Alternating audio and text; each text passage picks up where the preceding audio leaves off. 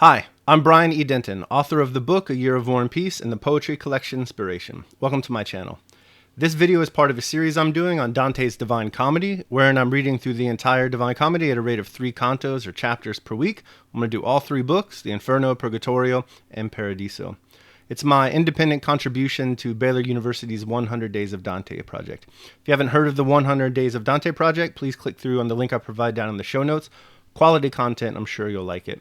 A quick word about the organization of these videos. You're going to have this introduction, which I'm doing right now. It'll be followed by a synopsis, where I'll cover the major plot and action of the canto. Then there'll be a characters and themes section, and after that I'll have a takeaway section where I offer my own personal thoughts on the canto and how we can use the canto to live better lives ourselves. After that I'll wrap things up with an outro. And a quick word about the missed video from Monday. Over the weekend, I attended a Cub Scouts camping meeting with my son, so I had no time to write or record.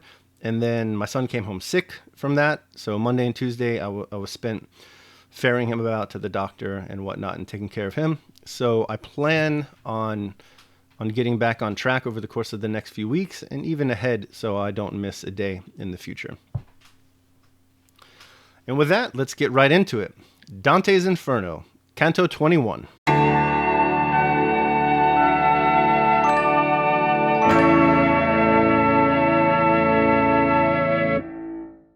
Our two heroes continue on their journey down into Maubeuge, and they share a conversation that Dante the poet doesn't want to share with us, the readers. When they come to the 5th ditch of Maubeuge, they take a look down into it, and at first glance there doesn't appear to be anything down there. It's just this impenetrable darkness. There is, however, the sound of useless wailing emanating up from the depths below.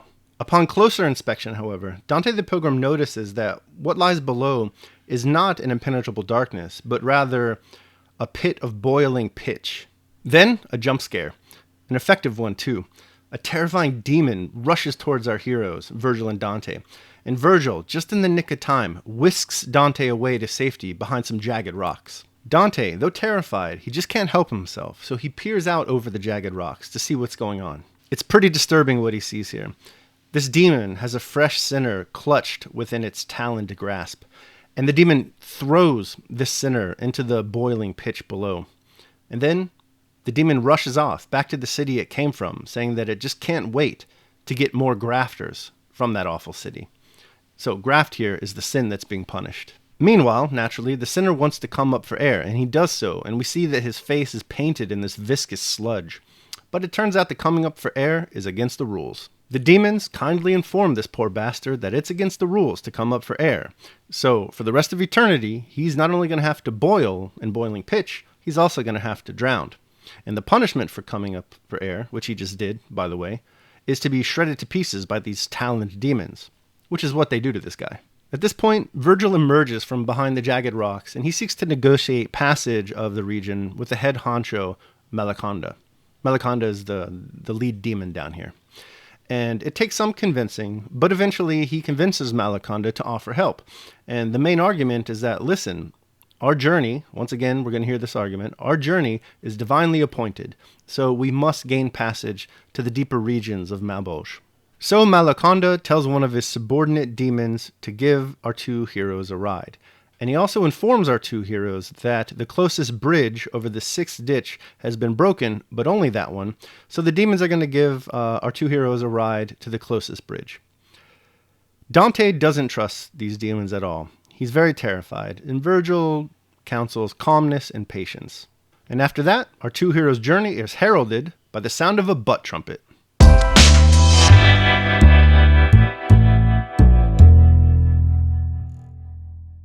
The sin being punished in this canto is graft, or the abuse of public office for private illicit gains, essentially public corruption. I think this canto offers us a great opportunity to discuss one of the more controversial topics from the comments section, and that is, why does Dante consider sins of fraud to be more worthy of punishment and severe than sins of violence? To do this, we'll explore today's canto, Canto 21, and we'll compare and contrast it with Canto 12, where, if you'll remember, the sins of violence against others was punished. The first thing to note is that the punishments of Canto 12 and 21 are actually quite similar. In Canto 12, for instance, the sinners were punished by being immersed in a river of boiling blood. The severity of the sin determined how deeply these sinners were immersed in that river of boiling blood. And we have something similar here, though a few degrees worse. First, the fifth ditch of Maubeuge, where we are now, is not filled with flowing fluid liquid like blood. Instead, we have this viscous substance, a nearly semi-solid resin of sorts.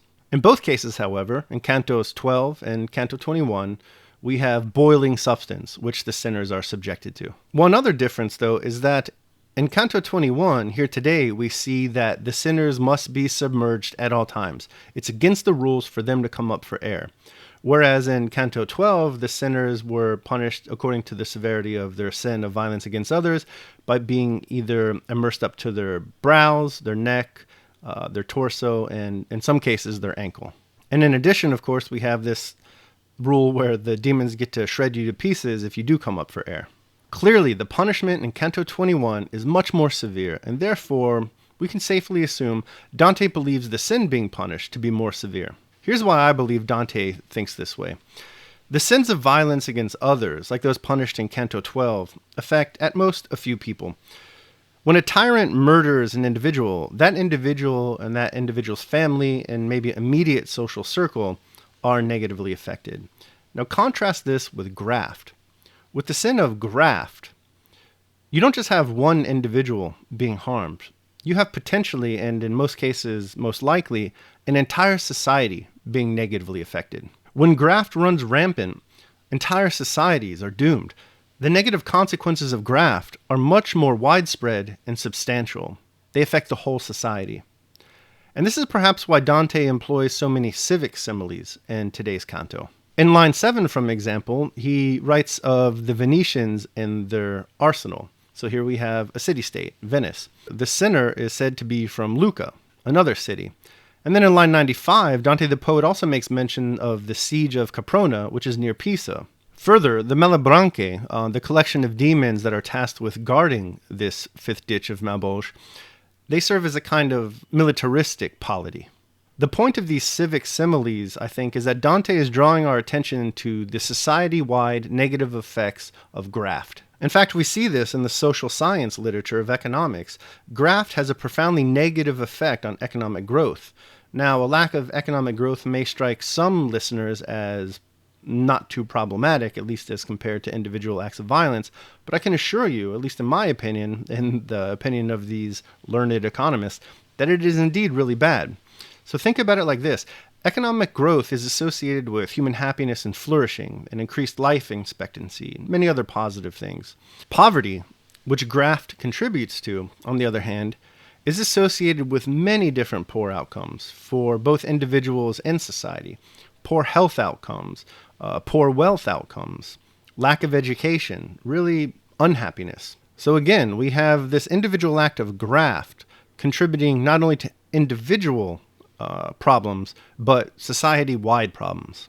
And this is again why I think that Dante believes that fraud and the sins of fraud are more problematic than the sins of violence. I'd also point to the pitch as Dante's symbol for the society-wide implications of graft. In Canto 12, our heroes were able, on the back of Nessus, to ford the boiling river of blood. So there, amid the violent, an individual is able to safely, if carefully, navigate his way through. Not so with the pitch here. The pitch is all-consuming. Any who encounter it become stuck, tangled up in its hungry embrace. There is no safe negotiation of the pitch. It's as if the pitch represents the gunking up or the clogging up of public order and administration. It's also written in the commentaries that the pitch can be said to represent how money sticks to the fingers of those who desire it, and how it shows the clinging, defiling power of riches gained by abuse of public trust.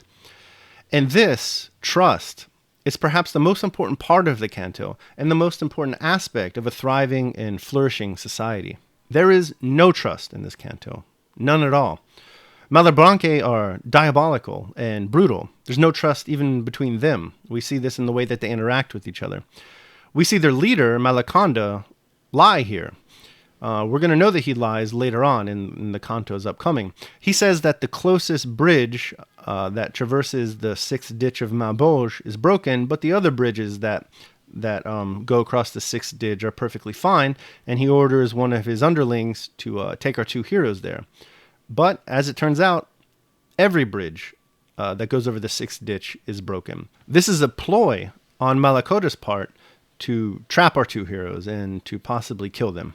So we have the lying Malebranche, but in addition also we have the fact that it's clear that Dante the Pilgrim absolutely does not trust the Malebranche.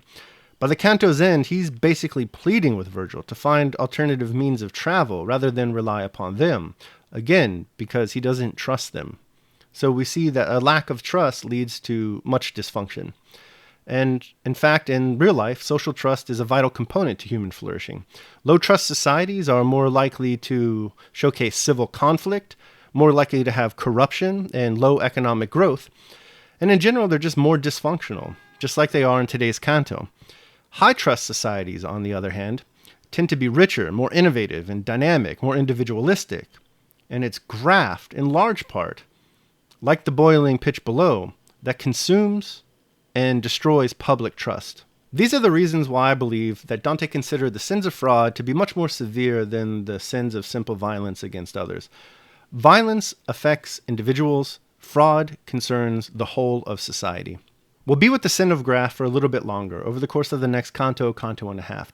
And if you're wondering why Dante the poet would focus so intently upon this sin, indeed, maybe even why this canto features his characters for the first time really encountering a significant and legitimate threat to their physical safety, and for the first time in the poem really expressing deep and profound fear, just know that the reason Dante the poet was exiled from Florence is that he was falsely accused of graft.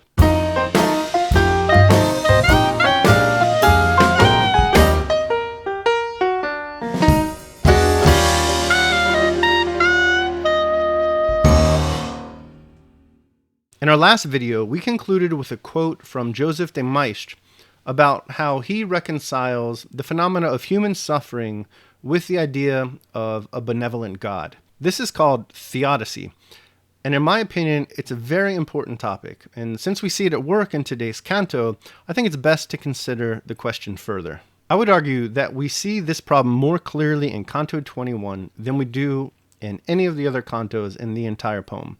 And keep in mind as we move forward that Theodicy it considers the question of the vindication of divine goodness and providence amid the existence of evil. This is presented starkly today. We know that this entire journey is divinely appointed and executed under the will of God. Virgil reminds the Malebranche of this fact in line 82. And further, I would say that the entire second half of this canto is dedicated to the problem of evil that Theodicy seeks to answer. After all, what is more diabolical and evil than the Malebranche? They're certainly the most dangerous demons we've met over the course of our experience in the Inferno. So menacing. In fact, that for the first time in the entire poem, remember, our two heroes, Dante the Pilgrim and Virgil, are worried that there is a legitimate threat to their safety and their physical well-being. Virgil has not ever hidden Dante away as he has today. But he does in this canto because the threat is real. The evil is real. So how do our two heroes persevere? How do they continue on in the face of evil?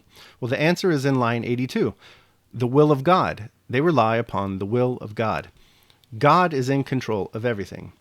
Even in the horrible punishments that we see in this canto, we're reminded in line 16 that they are the result of the artfulness of God. You'll often hear in response to the existence of evil the phrase, God works in mysterious ways. This is what I call naive theodicy. It's the most simple way of understanding theodicy, whether it be in the Christian tradition, the Islamic tradition, the Jewish tradition, the pagan tradition, or really any of the world's religious and spiritual traditions. There's a rich literature on this subject, again, from all faith perspectives, and I'd encourage you all to look into it, theodicy. But God working in mysterious ways is truly small comfort for, say, those who just lost their father. It offers no cheer to those enduring the experience of a sickly child. It shares no contentment for the infirmities of old age. I would say, though, that the ideas of comfort, cheer, and contentment are mere human categories, and that when taking an appropriate cosmic view of things, these, like indeed all human categories, become totally inconsequential and meaningless. The human position in the cosmos is an asymptote to nothingness. Suffering may feel bad, but it's merely a trick of consciousness and sentience. It's mere illusion. There exists between human understanding and godly knowledge an absolute epistemic distance. This is the lesson that the psalmist learns as he cries over his misfortune, considering that God has abandoned him and is gone forever. The psalmist ultimately rejects this idea and says instead, "Thy way, O God, is the sanctuary. Who is so great as our God?" The remembrance of this epistemic distance between God and man is how I like to approach existence in general and suffering in particular. Though not about suffering, I believe that one of the best expressions of human inconsequence, which is the root of this epistemic distance between God and man, is found in Boethius's The Consolation of Philosophy. If you substitute in suffering for fame, renown, and glory in the following passage, you're going to see what I mean. Boethius writes, "The whole of this earth's globe, as thou hast learned from the demonstration of astronomy, compared with the expanse of heaven, is found no bigger than a point. That is to say, if measured by the vastness of heaven's sphere, it is held to occupy absolutely no space at all. Now, of this so insignificant portion of the universe, it is about a fourth part, as Ptolemy's proofs have taught us, which is inhabited by living creatures known to us. If from this fourth part you take away in thought all that is usurped by seas and marshes, or lies a vast waste of waterless desert, barely is an exceeding narrow area left for human habitation. You then, who are shut in and imprisoned in this merest fraction of a point space, do ye take thought for the blazoning of your fame, for the spreading abroad of your renown?